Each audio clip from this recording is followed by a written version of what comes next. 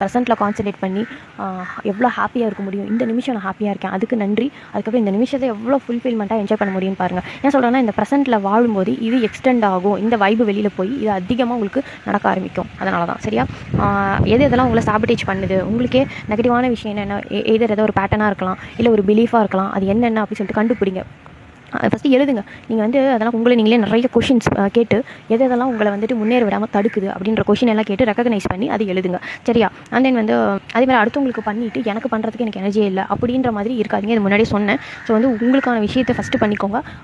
அதுக்கப்புறம் மற்றவங்களுக்கு பண்ணலாம். மற்றவங்களுக்கு பண்ணவே கூடாது நான் சொல்லலை. ஆனால் ஃபஸ்ட்டு உங்களை ப்ரையாரிட்டைஸ் பண்ணிவிட்டு மற்றவங்களுக்கு எல்லாம் ஹெல்ப் பண்ணுங்கள். அது தப்பே கிடையாது. சரியா. நெக்ஸ்ட் என்னென்னா, நீங்கள் ஏதோ தப்பு பண்ணிட்டீங்க, உங்கள் பிஹேவியர் ஏதாவது ஒன்று சேஞ்ச் பண்ணணும்னு நினச்சிங்கன்னா அதுக்கு ரெஸ்பான்சிபிலிட்டி எடுத்துக்கிட்டு அதை மாற்றிக்கோங்க. சரியா.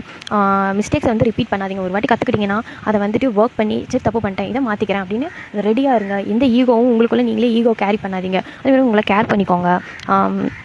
இந்த செல்ஃப்லெஸ் நேச்சர் இருக்கு இல்லையா, எனக்கு எதுவும் பண்ண மாட்டேன் ஆனால் மற்றவங்களுக்கு நான் பண்ணுவேன் அப்படின்றது உங்களை எம்டி ஆக்கிடும், உங்களை ட்ரெயின் ஆகிடும். உங்களை லாங் ரனில் உங்களுக்கு எப்படி ஆகிடுனா பர்ன் அவுட் ஆகிடுவீங்க. சரியா. அந்த மாதிரி இருக்காதீங்க. First nurture your self. நீங்கள் உங்களை நீங்களே லவ் பண்ண ஆரம்பிங்க. செல்ஃப் லவ் என்ஹான்ஸ் பண்ணுறதுக்கு என்னென்ன வழி இருக்கோ அது எல்லாத்தையும் பிடிங்க. சரியா. உங்களுக்கு என்ன சொல்கிறது, இவ்வளோ நாள் கொடுக்காத கேர் எல்லாம், அட்டென்ஷன் எல்லாத்தையும், மற்றவங்ககிட்ட தேடின எல்லாத்தையும் நீங்களே உங்களுக்கு கொடுக்க ஆரம்பிங்க. டைம் கொடுங்க. அதுக்கப்புறம் என்னென்ன உங்களுக்கு பண்ணணும்னு நினச்சிங்களோ அதுக்கெல்லாம் ஒர்க் பண்ண ஆரம்பிங்க. ஸ்டார்ட் பண்ணுங்கள். இன்னையிலேருந்து ஸ்டார்ட் பண்ணுங்கள். சரியா.